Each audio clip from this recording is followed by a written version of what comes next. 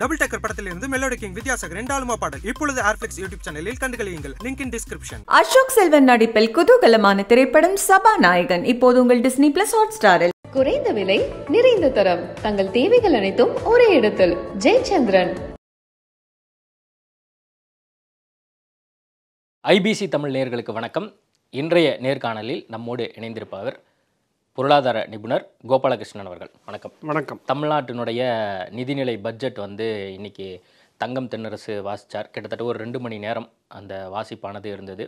தமிழ்நாட்டு சார்ந்தும் பல்வேறு உட்கட்டமைப்பு, அதே மாதிரி அடுத்த கட்டமாக இந்த தமிழ்நாடு அரசாங்கம் எதை நோக்கி போகுது அப்படிங்கிறத பற்றியான ஒரு விரிவான ஒரு திட்டங்களாக இருந்ததை நம்ம பார்த்தோம். ஓவராலாக இந்த பட்ஜெட்டை நீங்கள் எப்படி பார்க்குறீங்க?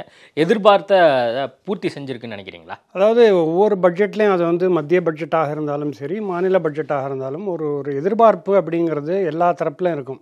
எல்லா தரப்பு அப்படின்னா சாமானிய மக்கள் துவங்கி தொழில்துறையினர் வரைக்கும் எல்லா தரப்புலையும் ஒரு விதமான எதிர்பார்ப்பு இருக்கும்.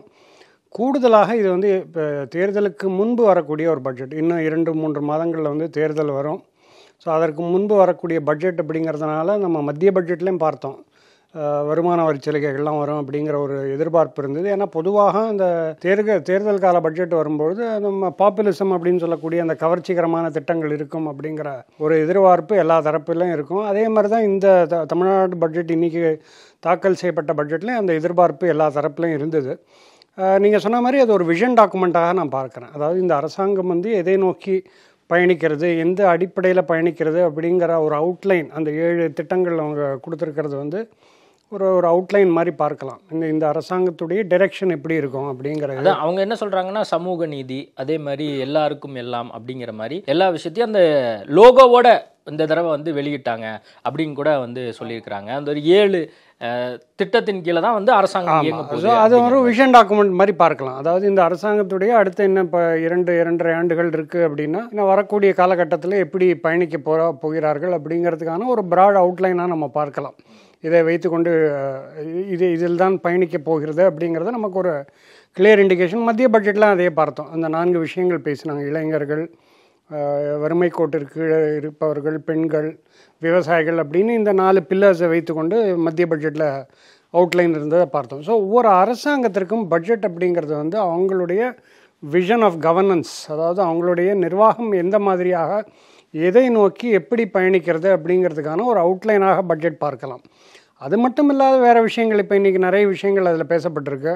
முக்கியமாக இப்போ சென்னையை சுற்றி பல விஷயங்கள், இப்போ முக்கியமாக அடையார் ரிவர் ரெஸ்டரேஷனுக்கு 1500 கோடி அப்படிங்கிறது இது கிட்டத்தட்ட 50-60 ஆண்டுகளாக, அதாவது சென்னையை பொறுத்த அளவில் எப்படின்னா, உலகத்தில் வெகு சில மாநகரங்கள், அதாவது சாதாரண நகரங்கள் கூட மாநகரங்களில் தான் நதிகள் மத்திய, அதாவது ஒரு மையப்பகுதியில் போகக்கூடிய ஆறுகள் அப்படிங்கிறது சென்னை மட்டும்தான். லண்டனில் தேம்ஸ் இருக்குது. அது மாதிரி ஒரு சில பெரிய நகரங்களில் தான் மையப்பகுதிகளில் ஒரு ரிவர் போகிறத பார்க்குறோம். இங்கே 3 நதிகள் இருக்குது. அடையார் ரிவர் இருக்குது, கூவம் இருக்குது, அப்புறம் கொச்சஸ்தலை இருக்குது. 3 நதிகள் சென்னை சுற்றி பயணித்து கொண்டிருக்கிறது. அது ஒரு நெக்லெக்டடாக தான் இவ்வளோ காலமாக இருந்தது. அது பெரிய அளவில் அதற்கு உயிர்ப்பித்து கொடுக்காத ஒரு போக்கு தான் காணப்பட்டது. அதன் காரணமாக நமக்கு நிறைய அந்த இயற்கை பேரிடர் காலங்களில் அதனுடைய பங்களிப்பெல்லாம் பார்த்தோம். அது சரியாக நம்ம மெயின்டைன் பண்ணாதனால அதனுடைய தாக்கத்தை எல்லாம் பார்த்தோம். அதனால் அது ஒரு நிச்சயமான ஒரு முக்கிய வரவேற்பாக பார்க்குறேன். எதனால் அப்படின்னா, அதற்கு பல விஷயங்கள் இருக்குது. ஒன்று, அது ஒரு மிகப்பெரிய ஒரு நீர்வழித்தடமாக ஒரு காலத்தில் இருந்தது. 100 ஆண்டுகளுக்கு முன்னாடி இந்த மெட்ராஸ் அப்படிங்கிற அந்த காலத்தில் மெட்ராஸ் உருவானதற்கு முக்கியமான காரணம் இந்த 3 நீர் வழி தடங்களும். இதன் வழியாக தான் மக்கள் வெளியூர்கள்லேருந்து மெட்ராஸ் என்ற அன்றைய மெட்ராஸுக்கு செட்டில் ஆனதை பார்த்தோம். நிறைய அந்த ட்ரேட், அதாவது இந்த வர்த்தகம் அப்படிங்கிறது பெரிய அளவில் கிட்டத்தட்ட 800 கிலோமீட்டருக்கு இந்த பக்கிங்ஹாம் கெனால் அப்படிங்கிறது கிருஷ்ணா ரிவர் பெல்ட்டில் ஆரம்பித்து இங்கே மரக்காணம் வரைக்கும் கிட்டத்தட்ட 800 கிலோமீட்டருக்கு அந்த பக்கிங்ஹாம் கெனால் அப்படிங்கிறது இருக்கிறத பார்த்தோம். இது வழியாக தான் இந்த போக்குவரத்து அப்படிங்கிறது ஏற்பட்டிருக்கு. அந்த தொழில்துறை சார்ந்த போக்குவரத்து ஏற்பட்டிருக்கு. ஸோ அதை ரிவைவ் பண்ணுறதுனால என்ன ஆகும் அப்படின்னா, ஒரு ஆல்டர்னேட் ஒரு ட்ரேட் ரூட் கிடைக்கும் நமக்கு. முன்பு இருந்த அந்த ட்ரேட் ரூட் அப்படிங்கிறது கிட்டத்தட்ட 60 ஆண்டுகளாக அது இல்லாமல் போனது. இப்போ திருப்பி ரிவைவ் பண்ணுறதுக்கு வாய்ப்புகள் இருக்குது. இன்னொன்று இப்போ சென்னை நகரத்தில் நம்ம நெருக்கடியை பார்க்குறோம். அதாவது டிராஃபிக் அப்படின்னு பார்க்குறோம். எல்லா நேரத்துலையும், அதாவது ஒரு நாளில் இந்த டைம் தான் கிடையாது, ஒரு நாளில் எல்லா காலகட்டத்திலையுமே அந்த போக்குவரத்து நெரிசல் அப்படிங்கிறது அளவுக்கு அதிகமாக இருக்குது. ஸோ இது ஒரு நீர்வழித்தடத்தை நம்ம சரியாக நம்ம மெயின்டைன் பண்ணி அதை புனரமைத்து அதை சரியாக பயன்பாட்டுக்கு கொண்டு வந்தால் அது ஒரு மீன்ஸ் ஆஃப் டிரான்ஸ்போர்ட்டாக இருக்கும். அதை மட்டும் நம்ம பெட்ரோல் பேஸ்ட் இப்போ நிறைய கிளைமேட் சேஞ்செல்லாம் பேசுகிறோம். கிளைமேட் சேஞ்ச் பேசும்போது ஆனாலும் ஒரு பக்கம் கார் சேல்ஸ் அதிகரித்து கொண்டு தான் இருக்குது, 2 வீலர் சேல்ஸ் அதிகரித்து கொண்டு இருக்குது. அதே நேரத்தில் கிளைமேட் சேஞ்சையும் பேசுகிறோம். ஸோ இது போன்ற நீர்வழித்தடங்கள்லாம் நம்ம வந்து மேம்படுத்தி அதை பயன்பாட்டுக்கு கொண்டு வரும்பொழுது நமக்கு அந்த அர்பனைசேஷனுடைய அந்த நெகட்டிவ் இம்பேக்டையும் கம்மி பண்ணலாம். அதே நேரத்தில் ஒரு மாற்று வழி இதையும் டிரான்ஸ்போர்ட்டையும் கண்டுபிடிக்கலாம். அதான் இப்போ நீங்கள் நீர்வழி தடத்தை வந்து இவங்க கவனம் செலுத்தி இதை வந்து சரி செய்ய போகிறாங்க. அதுக்காக வந்து 1500 கோடி ரூபாய் வந்து இந்த பட்ஜெட்டில் அறிவிக்கப்பட்டிருக்கு அப்படிங்கிற விஷயம் பார்க்குறோம். அடுத்ததாக சென்னையை பொறுத்த வரைக்கும் பார்த்தீங்கன்னா சிங்கார சென்னை 2.0 அப்படிங்கிறக்காக ஒரு 500 கோடியும், நகர்ப்புற சாலைக்கு வந்து 2500 கோடி அப்படின்னு சொல்லி வந்து உருவாக்கியிருக்காங்க. இந்த 2 விஷயத்தை எப்படி பார்க்குறீங்க? அது இது வந்து இப்போது இன்ஃப்ராஸ்ட்ரக்சர் நம்ம உட்கட்டமைப்பை எடுத்து பார்க்கும்போது உலகத்தில் எல்லா பொருளாதாரம், சைனா பொருளாதாரம் உட்பட நம்ம எடுத்து பார்க்கும்போது ஒரு கட்டத்திலேருந்து அடுத்த கட்டத்துக்கு நகருவதற்கும் இன்ஃப்ராஸ்ட்ரக்சர் ரொம்ப முக்கியம். இப்போ நம்மளுடைய நாட்டின் வளர்ச்சி 7-8% இருக்குது. மாநிலத்திற்கும் கிட்டத்தட்ட அந்த வளர்ச்சின்னு எடுத்துக்கொண்டா 8% எடுத்துக்கொண்டா இப்போ இருக்கக்கூடிய இன்ஃப்ராஸ்ட்ரக்சருக்கு இந்த 8% தான் வரும். இதற்கு மேலே நம்ம 10%, 12% இப்போ இந்த $1 trillion பொருளாதாரம் போகணும் தமிழ்நாடு அப்படின்னா இந்த கட்டமைப்பு நிச்சயமாக பத்தாது. நமக்கு அடுத்தடுத்த கட்ட நகர்வுக்கு செல்லணும் அப்படின்னா நம்மளுடைய இன்ஃப்ராஸ்ட்ரக்சர் டெவலப் ஆகிட்டே இருக்கணும். சென்னை மட்டும் இருக்கக்கூடாது, சென்னையை சுற்றி சேட்டலைட் டவுன்ஸ் இருக்கணும். சென்னையில் மட்டுமே டெவலப்மெண்ட் இருக்கக்கூடாது. சென்னையை சுற்றி இப்போ டெல்லிக்கு வந்து இந்த பக்கம் குருகிராம் இருக்குது, அந்த பக்கம் நாய்டா இருக்குது. ஸோ இது வந்து ஒரு சேட்டலைட் டவுன்ஸாக இருக்குது. ஸோ அந்த மாதிரியான ஏற்பாடுகள், முன்னெடுப்புகள் நடந்து கொண்டே இருக்கணும். ஏன்னா அந்த 7-8% இப்போ இருக்கக்கூடிய இன்ஃப்ராஸ்ட்ரக்சர் வந்து it will take care. But நமக்கு அந்த $1 trillion பொருளாதாரத்தை நோக்கி நகரணும் அப்படின்னா முக்கியமாக ஸ்டேட் ஹைவேஸ், அதாவது நேஷ்னல் ஹைவேஸ் ஒரு பக்கம் தேசிய நெடுஞ்சாலைகள் இருந்தாலும் மாநகரத்தில் சென்னையில் இருக்கக்கூடிய சாலைகள் வந்து உலகத்தரமான சாலைகள் ஆகணும். அது வந்து விரிவடையணும். பல இடங்களில் வந்து அது புதிதான வழிகள்லாம் கண்டுபிடிக்கப்பட வேண்டும். அப்போ தான் வந்து நமக்கு அந்த மொபிலிட்டி அப்படிங்கிறது ரொம்ப முக்கியமாக ஏற்படும். அந்த அடிப்படையில் பார்க்கும்போது இந்த சென்னைக்கு இருக்கக்கூடிய அந்த சிங்கார சென்னை அந்த 2.0 அப்படிங்கிறது ஒரு நல்ல முன்னெடுப்பு. பட் அதை வந்து எக்ஸிக்யூட் பண்ணணும். நம்ம வந்து அதை வந்து ஒரு ஹெட்லைனாகவோ வந்து ஒரு ஸ்லோகனாகவோ வைத்திருக்காமல் ஆன் த கிரவுண்ட் அது அந்த மாற்றங்களை கொண்டு வந்தால் தான் நம்மளுடைய அந்த அடுத்த லெவல் க்ரோத்துக்கு ஹெல்ப் பண்ணும். ஃபார் எக்ஸாம்பிள் ஐடி இண்டஸ்ட்ரியை ஒரு எக்ஸாம்பிளாக எடுத்துக்கொண்டால் நம்மளால், அதாவது பெங்களூரில் கிட்டத்தட்ட 40-50% அங்கே இருக்கக்கூடிய ஐடி எம்ப்ளாயீஸ் வந்து தமிழ்நாடுகள் தான், இங்கேருந்து போனவங்க தான். பட் ஆனால் நம்மளால் அங்கே இருக்கக்கூடிய நிறுவனங்களை வந்து இங்கே ஈர்க்க முடியல. பெங்களூரில் இருக்கக்கூடிய நிறுவனங்கள், அது ஐபிஎம்மாக இருக்கட்டும், இல்லை பன்னாட்டு நிறுவனங்கள், இன்ஃபோசிஸ் போன்ற நிறுவனங்கள் ஓரளவுக்கு இங்கே இருந்தாலும் நம்மளால் ஒரு கம்ப்ளீட் பண்ண முடியல. அதற்கு பல்வேறு காரணங்கள் இருக்குது. ஒன்று வந்து அஃப்கோர்ஸ் அந்த வெதர் ரொம்ப ஃபேவரபுளாக இருக்குது, அங்கே இருக்கக்கூடிய அந்த கிளைமேட்டிக் கண்டிஷன்ஸ் வந்து பெட்டராக இருக்குது. பட் அதே நேரத்தில் இங்கே வந்து நைட் லைஃப் இந்த மாதிரியான ஒரு என்டர்டெயின்மெண்ட் ஓரியன்டாக இருக்கும்போது சென்னையை ஒரு அந்த அளவுக்கு கம்ப்ளீட் பண்ண முடியல. ஸோ அதெல்லாம் கூடுதல் கவனம் செலுத்தி அதெல்லாம் நம்ம கொண்டு வரும்பொழுது ஒரு மாற்று ஒரு ஆல்டர்னேட் லொக்கேஷனாக சென்னை நிச்சயமாக இது போன்ற திட்டங்கள், இந்த சிங்கார சென்னை இதெல்லாமே உள்ளடக்கிய திட்டமாக தான் இருக்கணும். வெறும் சாலைகள் போடுறதோ இல்லை மெட்ரோ ரயில் கன்ஸ்ட்ரக்ட் பண்ணுறது மட்டும் இல்லை. இங்கே நம்ம நிறுவனங்கள் வரணும், ஃபாரினர்ஸ் இங்கே வந்து நிறுவனங்கள் ஆரம்பிக்கணும், ஐடி கம்பெனிஸ் இங்கே வரணும் அப்படின்னா அங்கே இருக்கக்கூடிய எம்ப்ளாயீஸுக்கு வந்து ஒரு நல்ல லிவபிள் சிட்டியாக சென்னை மாறணும். அந்த நைட் லைஃப் இருக்கணும், அவங்களுக்கு உண்டான அந்த சோர்ஸ் ஆஃப் என்டர்டெயின்மெண்ட் இருக்கணும். அதெல்லாம் பெங்களூரில் அதிகமாக இருக்கிறத பார்க்குறோம். அதான் இப்போ நீங்கள் மெட்ரோவை பற்றி நீங்கள் சொன்னீங்க. 2ஆம் கட்ட பணிக்காக கிட்டத்தட்ட ஒரு 12,000 கோடி ஒதுக்கீடுன்னு சொல்லியிருக்காங்க. அதேமாதிரி ஏர்போர்ட்லேருந்து கிளம்பாக்கம் வரைக்கும் வந்து அதிகப்படுத்துவதற்கான ஒரு திட்டத்தையும் வந்து இந்த பட்ஜெட்டில் வந்து சொல்லப்பட்டிருக்கு. இதை எப்படி பார்க்குறீங்க? அதான் இது வந்து இப்போ மெட்ரோவை பொறுத்தளவில் இப்போ அது ஒரு ப்ரோக்ரஸ் ஆகிட்டு வருது. பல்வேறு நம்ம ஃபேஸஸ்லாம் பார்க்குறோம் சென்னையில். பட் அது அந்த அளவுக்கு நம்மளால் ஈடு கொடுக்க முடியல. அதாவது டிராஃபிக்கும் உயர்ந்து கொண்டிருக்கு. அதே நேரத்தில் நம்ம அந்த ப்ராஜெக்ட் முடியும் பொழுது அதனுடைய தேவை வந்து பாதி வந்துடுது. இப்போது சென்னை பெங்களூர் ஹைவே ஒரு எக்ஸாம்பிளாக எடுத்துக்கலாம். 2001-2 வந்து இந்த சென்னை பெங்களூர் அந்த கோல்டன் குவாட்ரிலேட்டரல் ப்ராஜெக்டில் வந்தது. அப்போ நான் பயணித்திருக்கேன். அந்த காலகட்டத்தில் நான் அந்த ரோட்டில் அடிக்கடி பயணம் பண்ண அனுபவம் உண்டு. பட் இப்போ அந்த ரோடு நமக்கு பத்த மாட்டேங்குது. ஏன்னா நம்பர் ஆஃப் வெஹிக்கிள்ஸ் வந்து அதிகரிச்சிருச்சு, டிராஃபிக் அதிகரிச்சிருச்சு, ரோடெல்லாம் பார்த்தும்போது விட்டெல்லாம் அதே 20 ஆண்டுகளாக அதே இருக்குது. பட் நம்பர் ஆஃப் வெஹிக்கிள்ஸ் அதில் போகிறது வந்து அதிகரிச்சிருக்கு. ஸோ இதெல்லாம் நம்மளுடைய அந்த தொலைநோக்கு பார்வையில் வந்து முன்கூட்டியே நிறைய இன்ஃப்ராஸ்ட்ரக்சர், இந்த மெட்ரோ ரயில்லாம் வந்து நிறைய கொண்டு வரணும். அந்த மாதிரியான திட்டங்கள் வரும்பொழுது சென்னைக்கு நிச்சயமாக இது தேவை. ஸோ இந்த ஃபோக்கஸ் ஆன் மெட்ரோ ரயில் அப்படிங்கிறது கண்டிப்பாக முன்னெடுக்கணும். இதோட மட்டும் இல்லாமல் பல்வேறு முனையங்கள், அதாவது சென்னையை பொறுத்தளவில் நான் ஏற்கனவே சொன்ன மாதிரி இந்த மாதிரி மெட்ரோ ட்ரெயின் கனெக்டிவிட்டி இருந்தால் தான் சேட்டலைட் டவுன்ஸ் நம்ம கொண்டு வர முடியல. அதான் இன்னொரு விஷயம் என்னன்னா, இப்போ இந்த வட சென்னை அப்படிங்கிறதுக்காகவே கிட்டத்தட்ட ஒரு 1000 கோடி ரூபாய் வந்து ஒதுக்கீடு செய்யப்பட்டிருக்கு. அந்த இடத்துல புதிய விதமான ஸ்மார்ட் ஸ்கூல்ஸு, அதேமாதிரி ஹாஸ்பிட்டல்ஸு, அங்கே இருக்கக்கூடிய லேக்குகளை வந்து ஒழுங்குபடுத்துறது, அந்த மாதிரி விஷயத்துக்காகவும் 1000 கோடி ரூபாய் வந்து ஒழுங்குபடுத்துறாங்க. நீங்கள் ஆரம்பத்திலே சொன்ன மாதிரி டெல்லிக்கு பக்கத்தில் இருக்கக்கூடிய ஸ்டேட்டு, பக்கத்தில் இருக்கக்கூடிய இடங்கள்லாம் கூட வந்து பார்த்தீங்கன்னா கட்டமைப்பு ரீதியாக பயங்கரமாக கொண்டு வராங்க அப்படின்னு நீங்கள் சொன்னீங்க. அதே மாதிரி இப்போ சென்னையை சுற்றி என்னென்னலாம் பண்ண முடியுமோ அதுக்கான ஒரு திட்டத்தை வந்து இந்த பட்ஜெட்டில் வந்து சரியாக வகுத்திருக்காங்கன்னு பார்க்குறீங்களா? அதாவது இந்த மாதிரி சேட்டலைட் டவுன்ஸ் பற்றி எதுவும் மென்ஷன் பண்ணல. அதாவது எப்படி சென்னையுடைய வளர்ச்சி ஒரு 30 ஆண்டுகள் 90கள்லேருந்து நம்ம சென்னையை பார்த்துட்டு வந்தால் எப்படி இருக்குன்னா, அது ஒரு அன்ஆர்கனைஸ்ட் வளர்ச்சி. அதாவது அங்கங்கே அது வளர்ந்துருக்கு, அவ்வளோதான். ஒரு கோஆர்டினேட் பண்ணி வளர்ச்சி அடைந்த மாதிரி சென்னை வளரல. இல்லை, இப்போ அதுதான், இப்போ கோஆர்டினேட் பண்ணி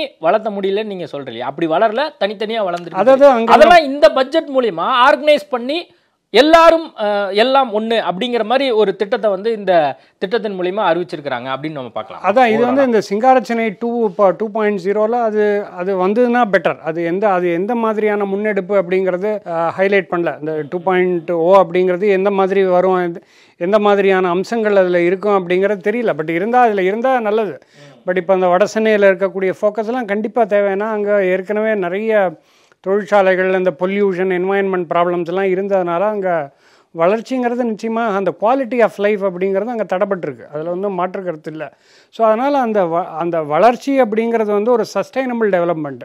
அதாவது வளர்ச்சியும் இருக்கணும், அதே நேரத்தில் மக்களுடைய வாழ்வாதாரம் பாதிக்காத வகையில் நம்ம தொழில்துறை முன்னெடுக்கணும். அதற்கு இந்த வட சென்னையில் போடக்கூடிய இதில் அனௌன்ஸ் பண்ணியிருக்கக்கூடிய அந்த முதலீடுகள்லாம் நிச்சயமாக அங்கே இருக்கக்கூடிய அந்த மக்களுக்கு கை கொடுக்கும் அப்படிங்கிறது நிச்சயமாக நம்பலாம். ஓகே, அதே மாதிரி இப்போ சென்னை அருகில் உள்ள பூந்தமல்லியில் அதிநவீன திரைப்பட நகரம் 500 கோடி ரூபாய் அப்படிங்கிறாங்க. இப்போ சென்னையை சுற்றி எதெல்லாம் வந்து நம்ம கட்டமைப்பு ரீதியாக பெட்டராக கொண்டு வரணுமோ அதுக்கான முயற்சியில் ஈடுபட்டுருக்காங்க. ஆல்ரெடி வந்து இங்கே படம் எடுக்கிறதுக்கெல்லாம் வந்து இவிபி அந்த மாதிரியான இடங்கள் இருந்தாலுமே கூட அங்கே புதுசாக கொண்டு வர போகிறோம் அப்படின்னு சொல்லியிருக்காங்க. இதை எப்படி பார்க்குறீங்க?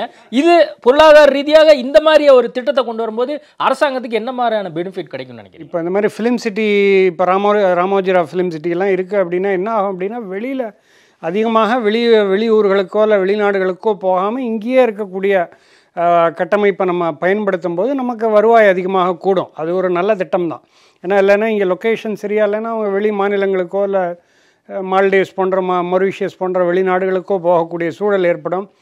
அந்த மாதிரி ஏற்படும் போது நமக்கு ஃபாரெக்ஸ் ரிசர்வ்ஸும் வீணாகும். அதாவது இங்கேருந்து நம்ம வெளிநாடுகளுக்கு போகும்போது நம்ம டாலர் கையிருப்பு குறையும். அந்த மாதிரி அடிப்படையில் பார்க்கும்போது உள்நாட்டிலேயே நம்ம இங்கேயே ஒரு நல்ல ஒரு hi-tech city, film city develop பண்ணும்போது இங்கே மேக்ஸிமம் எவ்வளோலாம் முடியுமோ அதை எடுக்கலாம். அது இல்லாத பட்சத்தில் வெளியூர் போகலாம். இதனால அரசாங்கத்துக்கு ஏதாவது வருமானத்தை கூட்டி கண்டிப்பாக இருக்கும், அதுக்கு வாய்ப்புகள். ஏன்னா இங்கே இருக்கும்போது அவங்களுக்கு அந்த டேக்ஸ் ரெவன்யூ அதிகமாக வருது இல்லையா. அவங்களுக்கு இங்கே ஒரு ஃபிலிம் சிட்டி ஏற்படுத்தும் போது அதற்கு உண்டான டேக்ஸஸ், அந்த ரெவன்யூ எல்லாம் கண்டிப்பாக. அது இல்லாமல் அங்கே வேலை வாய்ப்புகள் உருவாகும், அதை சுற்றிய வேலை வாய்ப்புகள் உருவாகும், அந்த ஃபிலிம் சிட்டியில் வேலைவாய்ப்புகள் உற்பத்தி ஆகும். ஸோ இந்த மாதிரியான விஷயங்கள் ஏற்படும் போது கண்டிப்பாக அந்த பட்ஜெட் குறையும். இப்போ அதாவது பெரிய பெரிய படங்களுக்கு வெளிநாடுகளுக்கு போகிறது காட்டிலும் இங்கே எடுக்கும்போது அவங்களுக்கு ஓவரால் பட்ஜெட் குறையும். அந்த அடிப்படையில் அவங்களுக்கும் நல்ல பெனிஃபிஷியலாக எல்லா தரப்பினருக்கும் இது ஒரு வின்வின்னாக அமையும். அரசாங்கத்திற்கும் டேக்ஸ் ரெவன்யூ பாயிண்ட் ஆஃப் வியூவில் நிச்சயமாக இது பலன் அளிக்கும். ஓகே, அதே மாதிரி இப்போ நம்ம சென்னையை பற்றி நிறைய பேசிட்டோம். நியோ டைடல் பார்க் அப்படின்னு சொல்லி ஒரு திட்டத்தை வந்து கொடுத்துருக்காங்க. அதில் தஞ்சாவூர், சேலம், திருப்பூர், வேலூர், தூத்துக்குடி 5 இடங்களை சூஸ் பண்ணியிருக்காங்க. 13,000 பேருக்கு வந்து ஆப்பர்ச்சுனிட்டி கிடைக்கும் வேலை வாய்ப்புலன்னு சொல்லியிருக்காங்க. இந்த 5 இடங்களும் சரியான இடமா சூஸ் பண்ணியிருக்காங்கன்னு பார்க்குறீங்களா? தஞ்சாவூர், சேலம், திருப்பூர், வேலூர், தூத்துக்குடி. கண்டிப்பாக. அதாவது இப்போ பொதுவாக நம்மளுடைய வளர்ச்சி அப்படின்னு இப்போ 30 ஆண்டுகளாக சென்னை தமிழ்நாட்டின் வளர்ச்சின்னு பார்த்தா எல்லாம் சென்னையை மையப்படுத்தி தான். டைடல் பார்க் இங்கே தான் இருக்குது, ஸ்ரீபெரும்புதூர் நம்ம சென்னைக்கு அருகாமையில் இருக்குது. இது போன்ற வந்து மஹிந்திரா சிட்டி, இது போன்ற டெவலப்மெண்ட்ஸ் எல்லாமே சென்னையை மையப்படுத்தி இருக்குது. பட் இந்த வளர்ச்சி அப்படிங்கிறது வந்து சென்னை மட்டும் இல்லாமல் பரந்துபட்ட ஒரு டிஸ்ட்ரிபியூட்டட் வளர்ச்சியை, ஒரு டிஸ்ட்ரிபியூட்டட் டெவலப்மெண்ட் ஆகணும் அப்படின்னா சின்ன சின்ன நகரங்கள், சின்ன சின்ன நகராட்சிகள்லாம் இதில் வந்து இந்த பங்கெடுக்கணும், இந்த வளர்ச்சியில் பங்கெடுக்கணும்.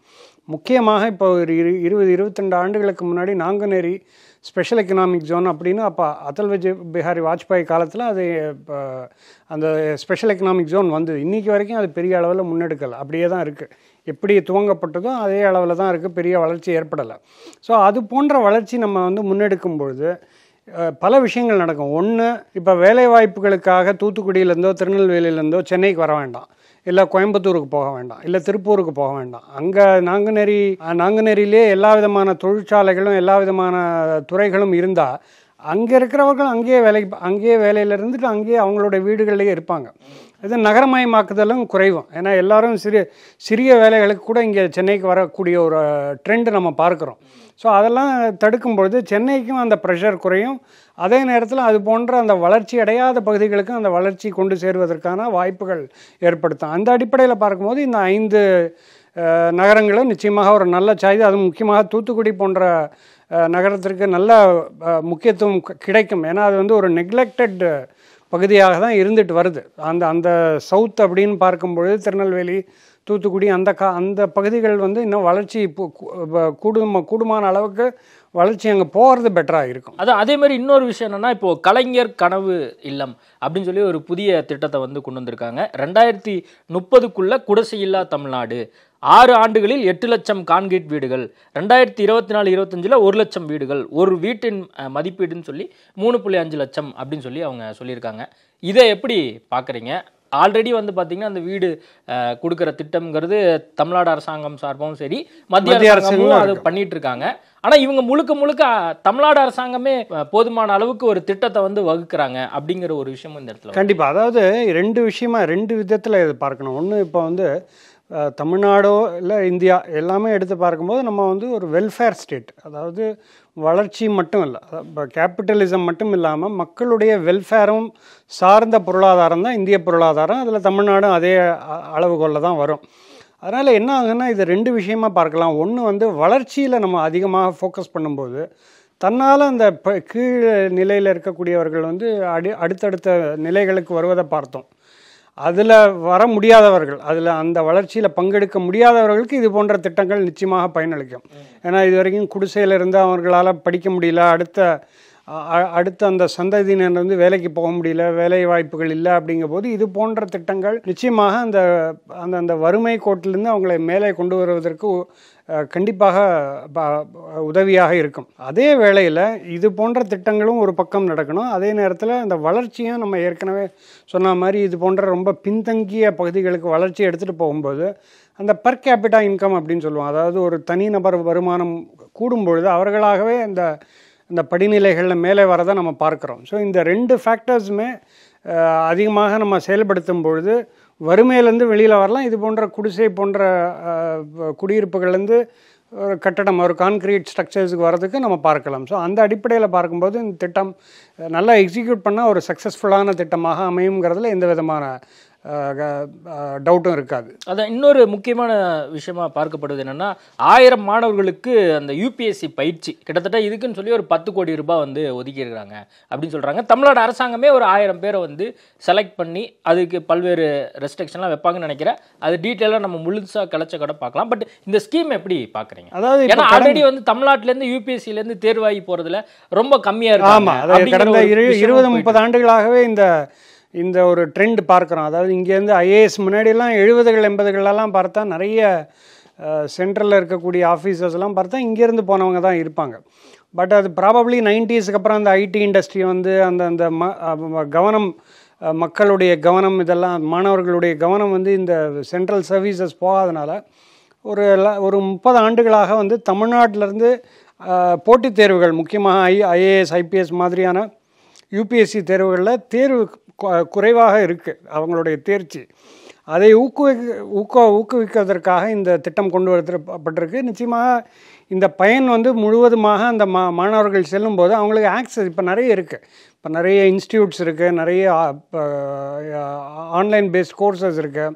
ஸோ இதெல்லாம் அரசாங்கமும் இந்த பணியில் ஈடுபடுத்தி கொள்ளும்போது கண்டிப்பாக நிச்சயமாக இந்த திட்டம் வந்து அந்த ரூரல் சைடில் இருக்கிறவங்களுக்கு ரொம்ப உபயோகமாக இருக்கும். ஏன்னா நகரங்களில் இருக்கிறவங்களுக்கு ஓரளவுக்கு ஐடியா இருக்குது எங்கே போய் எப்படி அதை பயிற்சி எடுத்துக்கிறது அப்படிங்கிற ஒரு ஐடியா இருந்தாலும், ரொம்ப சிறிய கிராமங்கள்லையோ இல்லை பின்தங்கிய மாவட்டங்களில் இருக்கிறவங்களுக்கு அந்த போதுமான ஒரு அவேர்னஸ் இருக்காது. ஸோ இது அரசாங்கத்துடைய அந்த முன்னெடுப்பு வந்து அது போன்ற ஒரு பின்தங்கிய நிலையில் இருக்கக்கூடிய மக்களுக்கு இது சென்றடையும் போது அந்த மாணவர்கள் கண்டிப்பாக இதில் தேர்ச்சி பெற்று பல இடங்களை நிரப்புவதற்கு வாய்ப்புகள் இருக்குது. ஓகே, இன்னொரு விஷயம் என்னன்னா, சிறிய ஜவுளி பூங்காக்கள் அப்படின்னு சொல்லி ஒரு 3 இடத்த வந்து தேர்வு பண்ணியிருக்காங்க. கரூர், ஈரோடு, விருதுநகர். அதுக்காக ஒரு 20 கோடி ரூபாய் ஒதுக்கீடு செய்யப்பட்டிருக்கு அப்படின்னு சொல்றாங்க. இந்த சிறிய ஜவுளி பூங்காக்கள்னால என்ன மாதிரியான ஒரு ஜவுளி சார்ந்திருக்கக்கூடிய தொழில் முனைவோருக்கோ அல்லது வந்து அதை சார்ந்து உற்பத்தி பண்றவங்களுக்கோ என்ன மாதிரியான ஒரு விஷயமா இருக்கு? அதாவது இப்போ இந்த ஜவுளி பொறுத்தளவில் ரெண்டு வகை இருக்குது. ஆர்கனைஸ்டும் இருக்குது, அன்ஆர்கனைஸ்டும் இருக்குது. இப்போ ஆர்கனைஸ்டு, இப்போ திருப்பூர்லாம் பார்த்தா ஒரு ஆர்கனைஸ்டு நிறைய செக்மெண்ட்ஸ் இருக்கும், நிறைய நிறுவனங்கள். இப்போ வால்மார்ட் இது போன்ற குளோபல் செயின் ஆஃப் ஸ்டோர்ஸுக்கு சப்ளை பண்ணக்கூடிய நிறுவனங்களும் இருக்கும். அதே நேரத்தில் சிறிய லெவலில் நிறைய பேர் திருப்பூர்லேயும் இருப்பாங்க. அதாவது அங்கங்கே கடைகளில் விற்கிறதுக்கு, லோக்கல் மார்க்கெட்ஸ், அதாவது சென்னை போன்ற நகரங்களில் டிஸ்ட்ரிபியூட் பண்ணுறதுக்கு, அதெல்லாம் அன்ஆர்கனைஸ்டாக இருக்கும். ஸோ இந்த மாதிரி தொழில் பூங்கா கொண்டு வரும்போது ஒரு ஆர்கனைஸ்டு செக்டராக அதை மாற்ற முடியும். அவர்களுக்கு இப்போ அந்த நிஜமாகவே அவேர்னஸ் இருக்காது. இப்போ பெரிய நிறுவனத்திற்கு அவங்க ஆல்ரெடி தொடர்பில் இருப்பாங்க, வால்மார்ட் போன்ற நிறுவனங்களில் தொடர்பில் இருப்பாங்க, தெரியும். பட் சிறிய லெவலில் இருக்கிறவங்களுக்கு அவங்கள எப்படி அந்த பையர்ஸை கான்டாக்ட் பண்ணுறது, அவங்களுக்கு உண்மையாகவே தரமான பொருளாக இருக்கும், பட் அவங்கள வந்து ரீச் அவுட் பண்ண முடியாது. அவங்களுக்கு வந்து ஒரு வால்மார்ட் அவங்களால ரீச் அவுட் பண்ணி பேச முடியாது. ஸோ இது போன்ற ஒரு தொழில் பூங்கா அமையும் போது அதற்குண்டான ஒரு கட்டமைப்பு இருக்கும். வெளிநாட்டிலேருந்து வரக்கூடியவர்களோ இல்லை வேறு மாநிலங்களில் இருக்கிறவங்களுக்கு அவங்களுக்கு இந்த கட்டமைப்பை பார்த்து அவர்களாகவே இங்கே வருவதற்கான வாய்ப்புகள் இருக்குது. ஏன்னா அவங்க வந்து பார்க்கலாம் எப்படி அதனுடைய தரம் எப்படி இருக்குது, அவங்க எப்படி அதை வந்து தயாரிக்கிறாங்க, அந்த குவாலிட்டி கண்ட்ரோல்லாம் எப்படி இருக்குது அப்படிங்கிறத நேரடியாக பார்க்கலாம். ஸோ இந்த பூங்காக்கள் அமைக்கும் பொழுது என்னாது, அந்த துறையே அந்த ஜவுளித்துறையே ஒரு ஆர்கனைஸ்டு செக்டராக மாற்றக்கூடிய ஒரு நல்ல வாய்ப்பாக அமையும். அது மட்டும் இல்லாமல் இப்போ நிறைய காம்படிஷன் இருக்குது. இப்போ திருப்பூருக்கே எடுத்துக்கொண்டால் காம்படிஷன் பங்களாதேஷ்லேருந்து வருது அவங்களுக்கு. ஏன்னா அங்கே இருக்கக்கூடிய அந்த காஸ்ட் ஆஃப் ப்ரொடக்ஷன் கம்மி, அவங்களுடைய கரன்சி நம்மளுடைய கரன்சியோட அவங்களோட இன்னும் வீக், டாலருக்கு நிகரான அவங்களுடைய கரன்சி வந்து இந்தியா ருப்பியோட வீக்காக இருக்கிறனால அங்கே ஆர்டர்ஸ் அவங்களுக்கு அதிகமாக கிடைக்குது.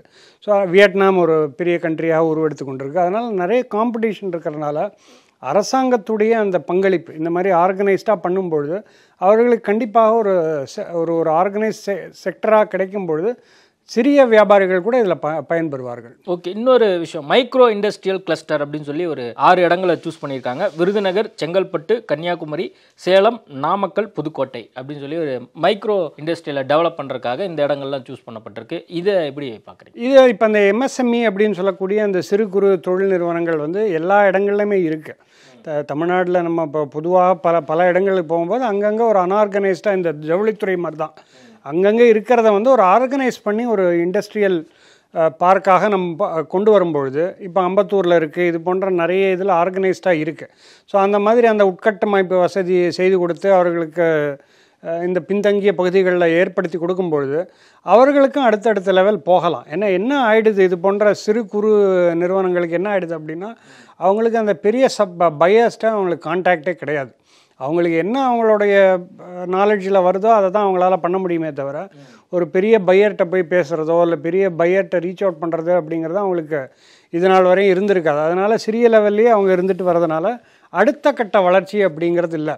இந்திய பொருளாதாரத்துடைய வளர்ச்சி வெறும் கார்ப்பரேட்ஸ் மட்டுமே இல்லை, இந்த மாதிரி MSMEs எல்லாம் வளர்ச்சி பெறும்போது தான் அவங்க தான் நிறைய வேலை வாய்ப்புகளை உருவாக்குவாங்க. அதனால் நமக்கு பெரிய நிறுவனங்களும் தேவை, நடுத்தர நிறுவனங்களும் தேவை, இது போன்ற சிறு குறு நிறுவனங்களும் தேவை. எல்லாருடைய பங்களிப்பும் தான் இந்திய பொருளாதாரம் தமிழ்நாடுடைய பொருளாதார வளர்ச்சிக்கு பெரிய உதவியாக இருக்கும். அதுவும் முக்கியமாக தமிழ்நாடுக்கு இந்த $1 trillion பொருளாதார இலக்கு அப்படிங்கிறது கொஞ்ச நாளாக பேசிட்டு வரோம். அந்த இலக்குக்கு கண்டிப்பாக இது போன்ற மைக்ரோ என்டர்பிரைசஸ் இவங்களுடைய பங்களிப்பு அதிகமாக தேவைப்படும். அந்த அடிப்படையில் பார்க்கும்போது இது நல்ல முன்னெடுப்பாக பார்க்கலாம். ஓகே, அதே மாதிரி இன்னொரு விஷயம் என்னென்னா, இப்போ கலைஞர் பன்னாட்டு அரங்கம் அப்படின்னு சொல்லி முட்டுக்காடு பகுதியில் வந்து கொண்டு வர போகிறோம் அப்படின்னு சொல்லியிருக்காங்க. கிட்டத்தட்ட கிழக்கு கடற்கரை சாலை அந்த பகுதியில் இந்த விஷயத்தை எப்படி பார்க்குறீங்க? தொடர்ந்து அந்த கலைஞர் நூற்றாண்டு நூலகம் கலைஞர் சம்மந்தமாக வந்து மதுரையில் வந்து அந்த ஜல்லிக்கட்டு சம்மந்தமாக ஒரு விஷயம் பண்ணாங்க. இது மாதிரி தொடர்ந்து கலைஞரை முன்னிறுத்தி பல்வேறு திட்டங்களை இந்த அரசாங்கம் கொண்டு வந்துட்டே இருக்காங்க. இது எப்படி பார்க்குறீங்க? அதாவது இது வந்து அவங்களுடைய லீகசி, அந்த கட்சியுடைய ஒரு ஐடென்டிட்டி அப்படின்னு எடுத்து பார்க்கும்போது, பட் இது போன்ற அந்த பன்னாட்டு அரங்கம் இதெல்லாம் வரும்பொழுது கண்டிப்பாக அதனுடைய அந்த வேல்யூ அடிஷன், அதாவது சென்னைக்கு நான் சொன்ன மாதிரி ஒரு ஒரு ஒரு லிவபிள் சிட்டி, ஒரு மாற்று ஏற்பாடு அப்படின்னு வரும்பொழுது இந்த என்டர்டெயின்மெண்ட் ஒரு ஃபேக்டராக இருக்கும். இது போன்ற அந்த சென்டர்ஸ் எல்லாம் வரும்பொழுது ஒரு இசை கச்சேரிகள் நடக்கிறது, இது போன்ற விஷயங்களுக்கு அது நிச்சயமாக பயனளிக்கும். ஏன்னா அவங்களுக்கு வந்து இப்போ நான் முன்னாடி சொன்னேன் இல்லையா, பெங்களூர்லேருந்தோ இல்லை இதர நகரங்கள்லேருந்தோ இங்கே வந்து அவங்க இங்கே வந்து அமைக்கும் பொழுது நம்மளோட சென்னையில் வந்து ஒரு ராக் ஸ்டார்ஸ் யாரும் வந்ததாக தெரியல. வெளிநாடுகள்லேருந்து பேண்ட்ஸ் எல்லாம் வந்து இங்கே ப்ளே பண்ண மாதிரி தெரியல. பெங்களூருக்கு வராங்க, பாம்பேக்கு வராங்க, பட் சென்னைக்கு வந்த மாதிரி இல்லை. ஏன்னா அதற்குண்டான வசதிகள் அப்படியே இருந்தால் கூட டெம்பரரியாக தான் நம்ம அரேஞ்ச்மெண்ட் பண்ணோம். ஸோ இந்த மாதிரி கன்வென்ஷன் சென்டர்ஸ் போடும்பொழுது பெரிய ராக் பேண்ட்ஸ் எல்லாமே இந்தியாவுக்குள்ளே வரலாம், இல்லை இந்தியாவில் இருக்கக்கூடிய பெரிய மியூசிக் ட்ரூப்ஸ் எல்லாமே இங்கே வரக்கூடிய ஒரு கல்ச்சுரல் ஐடென்டிட்டி அப்படிங்கிறது வந்து நிச்சயமாக இப்போ நமக்கு டிசம்பர் அப்படின்னா அது சென்னைக்கு ஒரு நல்ல பேர் இருக்குது. அதாவது இங்கே இருக்கக்கூடிய அந்த கர்நாடிக் மியூசிக்கு சீசன் அப்படின்னு நிறைய வெளிநாட்டிலருந்தெல்லாம் வருவாங்க. பட் வந்து இது போன்ற இப்போ அதர் மியூசிக்கல் ஃபெஸ்டிவல்ஸுக்கு நமக்கு ஸ்கோப் இல்லை. ஸோ அந்த அடிப்படையில் பார்க்கும்போது இந்த சென்டர் நிச்சயமாக ஒரு யூஸ்ஃபுல்லாக இருக்கும். ஓகே, இன்னொன்று state data centre will be upgraded in the next 5 years at 200 கோடி ரூபாய் செலவு செய்ய போகிறோன்னு இருக்காங்க. இந்த திட்டங்கிறது இந்த கால சூழலில் ஒரு முக்கிய விஷயமா இதை பார்க்குறீங்களா? அதான் நிச்சயமாக டேட்டா சென்டர்ஸ் அப்படிங்கிறது வந்து இப்போ ரொம்ப முக்கியமாக எல்லா விஷயத்துக்கும் இருக்குது. அப்படி அந்த அடிப்படையில் பார்க்கும்போது நமக்கு அந்த கவர்மெண்ட்டுடைய அப்கிரேடேஷன் ரொம்ப தேவை. அந்த டேட்டா சென்டர்ஸ்லாம் அப்கிரேட் பண்ணுறதுக்கான முயற்சிகள் அப்படிங்கிறது கண்டிப்பாக இருக்கும். அதனால் அந்த அடிப்படையில் பார்க்கும்போது இந்த அலோகேஷன் சரியாக தான் இருக்கும் அப்படின்னு நம்ம எதிர்பார்க்கலாம். ஓகே, இன்னொரு விஷயம் என்னென்னா, இப்போது அந்த அர்பன் கிரீன் மிஷன் அப்படின்னு சொல்லி ஒரு திட்டத்தை வந்து கொண்டு வராங்க. சுற்றுச்சூழல் ஆர்வலர்கள்லாம் சொல்கிறது என்னென்னா, நீங்கள் வந்து பட்டாசு வெடிக்கக்கூடாது, அதிகமாக வந்து சத்தம் எழுப்புறீங்க அப்படின்னு சொல்லி தீபாவளி டைமில் ஆளுக்கு கேஸ் போடுறது, சமூக வலைதளங்களில் பேசுகிறதையும் நம்ம பார்த்துருக்கோம். இந்த அர்பன் கிரீன் மிஷன் அப்படிங்கிறத அரசாங்கம் முன்னெடுக்குது. இது எப்படி? இது வந்து அந்த சிங்கார சென்னை அந்த 2.0 கொண்டு வரணும். நான் ஏற்கனவே சொன்னேன் இல்லையா, இப்போ அந்த நீர்வழி தடங்கள் வந்ததுன்னா நமக்கு வந்து இந்த அர்பன் டிராஃபிக் கம்மியாகும். இப்போ நீர்வழி தடம் வந்ததுன்னா அதில் போட்ஸ், அதில் வந்து படகுகள் இருக்கும், அதில் நமக்கு வந்து dependence on fuel based vehicles வந்து குறையும். இன்னொன்று வந்து இப்போ நமக்கு மிச்ச சிட்டிஸ்லலாம் ஆல்ரெடி வந்துருச்சு. இப்போ நம்மளுடைய சிட்டியில் எடுத்து பார்த்தா அரசாங்கம் அந்த டவுன் பஸ்ஸஸ்லாம் இன்னும் வந்து ஃபியூயல் பேஸ் தான் இருக்குது. ஸோ அதெல்லாம் வெஹிக்கிள்ஸுக்கு வரணும். இப்போ அதாவது ஃபஸ்ட்டு ஸ்டெப்பு வந்து அரசாங்கம் தான் எடுக்கணும். அரசாங்கம் எடுக்கக்கூடிய அந்த டவுன் பஸ்ஸஸ்லாம், இந்த சிட்டி பஸ்ஸஸ் எல்லாம் எடுத்து பாருங்க, ஃபேஸ் பை ஃபேஸ் நம்ம அதை வெஹிக்கிள்ஸாக கொண்டு வந்தாலே அது ஓரளவுக்கு நமக்கு அந்த மாசு கட்டுப்பாடு அப்படிங்கிறது கொண்டு வர. ஏன்னா ப்ரைவேட் வெஹிக்கிள்ஸ் நிறைய வர ஆரம்பிச்சிடுச்சு. இப்போ அது கார்ஸாக இருக்கட்டும், 2 வீலர்ஸாக இருக்கட்டும், நிறைய வெஹிக்கிள்ஸ் வருது. பட் அரசாங்கம் தரப்பில் பெரிய அளவுக்கு முன்னெடுப்பு இது வரைக்கும் இல்லை. ஸோ அட்லீஸ்ட் அந்த சிங்கார சென்னை பேக்கேஜில் இதெல்லாம் வரணும். அதாவது ஃபஸ்ட்டு அது அரசாங்க வெஹிக்கிள்ஸ், அது அவங்களுடைய பியூரோக்ராட்ஸோட காராக இருக்கட்டும், இல்லை அவங்களுடைய வெஹிக்கிள்ஸாக இருக்கட்டும், இல்லை டவுன் சிட்டி பஸ்ஸஸாக இருக்கட்டும், இது எல்லாமே முதல்ல ஃபஸ்ட்டு ஃபேஸாக கொஞ்சம் கொஞ்சமாக அதை எலக்ட்ரிக் மொபிலிட்டிக்குள்ளே வரும்பொழுது நமக்கு ஓவராலாக அந்த கிளைமேட் சேஞ்சு, அந்த பொல்யூஷனுக்கெல்லாம் ஓரளவுக்கு ஈடுகட்ட முடியும். அதே நேரத்தில் நான் ஏற்கனவே சொன்ன மாதிரி இந்த நீர்வழி தடங்களெல்லாம் நல்லா தூர்வாரியாக அகலப்படுத்தி ஆழப்படுத்தி அது ஒரு டிரான்ஸ்போர்ட்டபிள் நீர்வழி தடமாக நம்ம அடையாறு, கூவம் ரிவர்லாம் மாற்றினோன்னா அது ஒரு டிராஃபிக் இதாகிடும். அதுவும் இல்லாமல் நீங்கள் இப்போ நம்மளுக்கு வந்து ஒரு நல்ல கோஸ்ட் லைன் இருக்குது. வேறு எந்த பெரிய மாநிலத்திற்கும் இவ்வளோ பெரிய கோஸ்ட் லைன் கிடையாது. இங்கே ஆரம்பித்து கன்னியாகுமரி, நாகப்பட்டினம், கன்னியாகுமரி வரைக்கும் ஒரு நீண்ட கோஸ்ட் லைன் இருக்குது.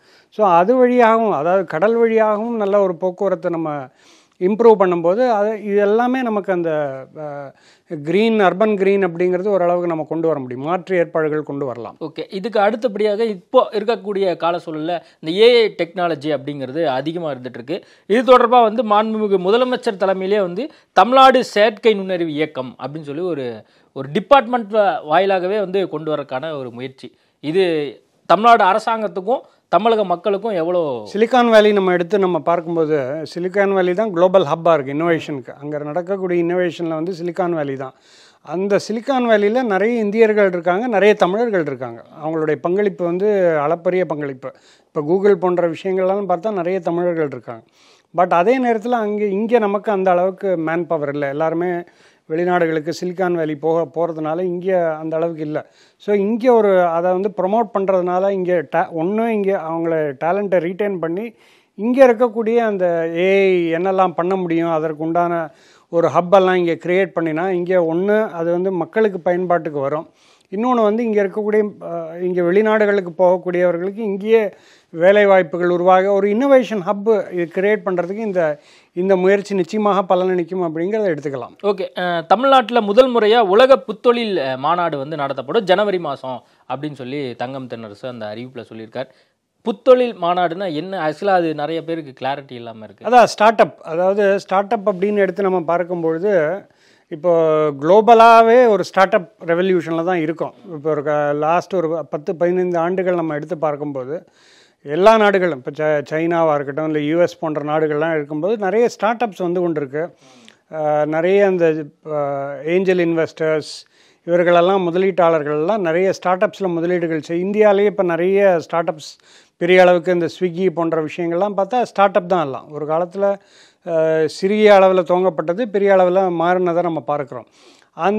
அது எதனால் அப்படின்னா நம்ம அதாவது எம்ப்ளாய்மெண்ட் சீக்கிங் எக்கானமி, அதாவது வேலைவாய்ப்புகளுக்காக அலையக்கூடிய ஒரு பொருளாதாரமாக இல்லாமல் வேலைவாய்ப்புகள் கொடுக்கக்கூடிய ஒரு பொருளாதாரமாக நம்ம மாற்றணும் அப்படிங்கிற அந்த ஐடியா இருக்குது. அதுதான் வந்து இந்த தாட் ப்ராசஸ். இப்போ நம்ம வந்து படித்து முடித்த ஒரு இன்ஜினியரிங் காலேஜில் படிச்சுட்டு வெளியில் வரார் அப்படின்னா அவருக்கு எண்ணம் என்னவாக இருக்குன்னா ஒரு நிறுவனத்தில் சேர்ந்து வேலை பார்க்கணும் அப்படின்னு.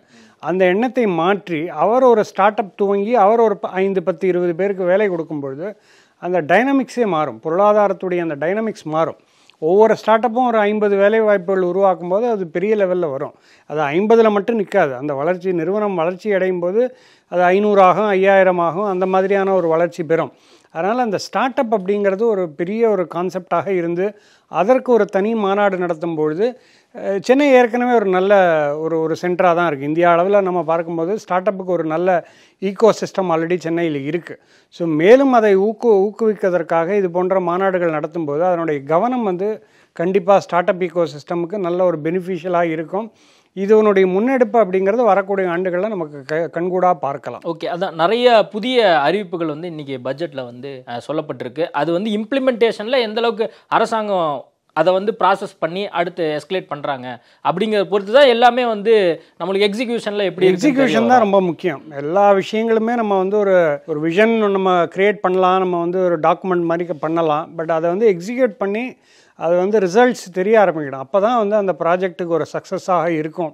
இப்போ ஃபார் எக்ஸாம்பிள் அடையார் ரிவர்லாம் வந்து கடந்த 50 ஆண்டுகளாக கூவம் ரிவர், அடையார் ரிவர் ரெஸ்டரேஷன்லாம் பல்வேறு அரசுகள் பேசி கொண்டு தான், பட் ஒன்றும் நடக்கலை. அது வந்து ஒரு பேச்சளவில் தான் இருந்ததே தவிர அது ஆன் த கிரவுண்ட் எதுவும் நடக்கலை. ஸோ அந்த மாதிரி இல்லாமல் இது வந்து உண்மையாகவே இதை முன்னெடுத்து இதை வந்து நம்ம ரியாலிட்டியை கன்வெர்ட் பண்ணும்பொழுது கண்டிப்பாக நம்மளுடைய அந்த சிட்டி அப்படிங்கிறது குளோபல் டாப் 5ல் வருவதற்கான வாய்ப்புகள் சென்னை மட்டும் இல்லை, சென்னை மட்டுமே எடுத்து நம்ம பார்க்கும்போது ஒரு பெரிய லெவலுக்கு, ஏன்னா இந்த அளவுக்கு இயற்கை வளமோ ஒரு கோஸ்ட் லைன் ஒரு வந்து சிட்டியில் 3 நதிகள் பயணிக்கிறது இருக்குது, இது போன்ற விஷயங்கள்லாம் வேறு பல நகரங்களுக்கு அந்த வாய்ப்புகள் இல்லை. ஸோ அந்த அடிப்படையில் பார்க்கும்போது இதை வந்து எக்ஸிக்யூட் பண்ணி இம்ப்ளிமெண்ட் பண்ணால் கண்டிப்பாக நல்ல ரிசல்ட்ஸ் நமக்கு கிடைக்கும். அதான் பல்வேறு அறிவிப்புகள் குறித்து நம்ம ஒவ்வொன்றா நம்ம பார்த்தோம். ஒரு சில அறிவிப்புகள் வந்து நம்ம விட்டுருக்கோம். காரணம்னா நேரம் இல்லை அப்படிங்கிறக்காக. இப்போ நான் பொருளாதார நிபுணனாக நான் கேட்குறேன், இப்போது இந்த பட்ஜெட்டை பொறுத்த வரைக்கும் இப்போ தங்கம் தென்னரசு அறிவிச்சிருக்காருல்ல, இந்த பட்ஜெட்டை நீங்கள் வந்து சூப்பர்னு சொல்லுவீங்களா, சுமார்னு சொல்லுவீங்களா, இல்லை பரவாயில்லைம்பீங்களா? அதாவது எனக்கு பெரிய எதிர்பார்ப்புகள் இல்லை. நேற்றைக்கு வரைக்கும் அந்த பட்ஜெட் அனௌன்ஸ் பண்ணும்போது எதிர்பார்ப்புகள் இல்லை. இதை எப்படி நான் பார்க்குறேன் அப்படின்னா ஒரு விஷன் டாக்குமெண்ட். அதாவது இந்த அரசாங்கம் அடுத்த 2-2.5 ஆண்டுகளுக்கு வந்து அவங்களுடைய முன்னெடுப்பு எப்படி இருக்கும், எந்த திசையில் பயணிக்க போகிறாங்க, எந்த மாதிரியான முன்னெடுப்புகள் இருக்கும் அப்படிங்கிறத ஒரு அவுட்லைன் கிளியராகவே கொடுத்துருக்காங்க. அது வந்து ரொம்ப வரவேற்கத்தக்க விஷயம். ஏன்னா ஒன்ஸ் நம்ம என்ன பண்ண போகிறோம்னு தெரிஞ்சிட்டாலே 50% நமக்கு சக்ஸஸ்ஃபுல் ஆகிடும். அதை வந்து பாக்கி எக்ஸிக்யூட் பண்ணணும். இந்த 7 விஷயங்கள் அவங்க சொல்லியிருக்காங்க. 7 விஷயங்களில் வந்து 50% இது சொன்னதுனாலேயே சக்ஸஸ் ஆகிடுது. மீதி 50% அவங்க அதை இம்ப்ளிமெண்ட் பண்ணி அதற்குண்டான ரிசோர்ஸை மொபிலைஸ் பண்ணி எல்லாமே ஃபைனலி வந்து ரிசோர்ஸ் ரொம்ப முக்கியம். அதற்குண்டான நமக்கு நிதி ஆதாரம் அப்படிங்கிறது ரொம்ப முக்கியம். திட்டங்கள் தீட்டுறது ஒரு பக்கம், அதற்குண்டான நிதி ஆதாரத்தை நம்ம வந்து எடுத்துக்கிறது ரொம்ப இப்போ இருக்கக்கூடிய சவாலான காலகட்டத்தில் அதை சரியாக எக்ஸிக்யூட் பண்ணிட்டாலே கண்டிப்பாக ஒரு சக்ஸஸ்ஃபுல்லான ஒரு ப்ராஜெக்டாக நம்ம பார்க்கலாம். ஓகே, நிறைய விஷயங்கள் குறித்து பேசியிருக்கிறோம். நேர்காணல் கொடுத்ததுக்கு மிக்க நன்றி. நன்றி. டபுள் டக்கர் படத்திலிருந்து மெலோடி கிங் வித்யாசாகர் 2 பாடல் இப்பொழுது ஏர்ஃப்ளெக்ஸ் யூடியூப் சேனலில் கண்டுகளியுங்கள். Link in description. Ashok Selvan நடிப்பில் குதூகலமான திரைப்படம் சபாநாயகன் இப்போது உங்கள் டிஸ்னி பிளஸ் ஹாட்ஸ்டாரில். குறைந்த விலை நிறைந்த தரம் தங்கள் தேவைகள் அனைத்தும் ஒரே இடத்தில். ஜெயச்சந்திரன்.